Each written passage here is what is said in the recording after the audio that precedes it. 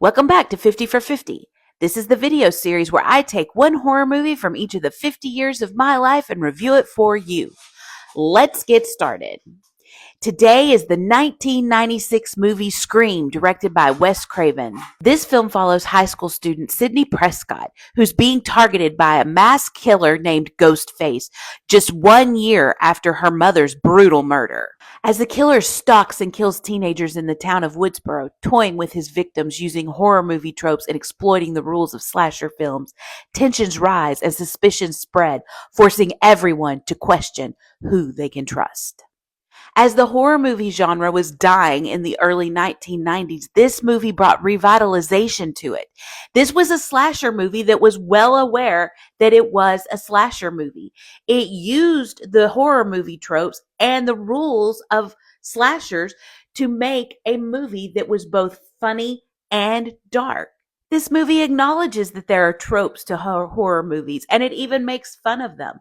And it tells you what the rules are to survive a horror movie. Yet at the same time, it delivered genuine scares and tension.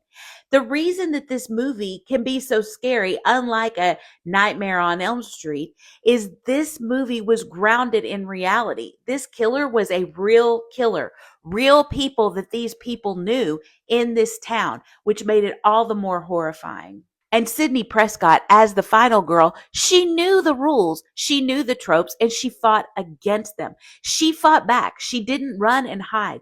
She knew what to do to become the final girl in this movie. While I was looking for movies for the early 1990s, it was so hard to find a good horror movie. It was all sequels from the ones that had been really good in the 80s, but had just become repeats of the same thing over and over again in the early 1990s.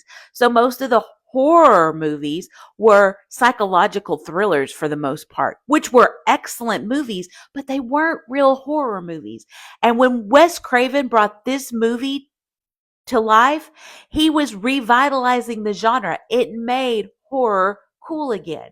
So after that point, we get great horror movies of the late 90s, early 2000s, and even to today. This genre had a huge revitalization. And it's safe to say that this franchise is even popular today. We're about to get Scream 7, and I've watched all the Screams up until this point, and I've loved every one of them. Well, except for one.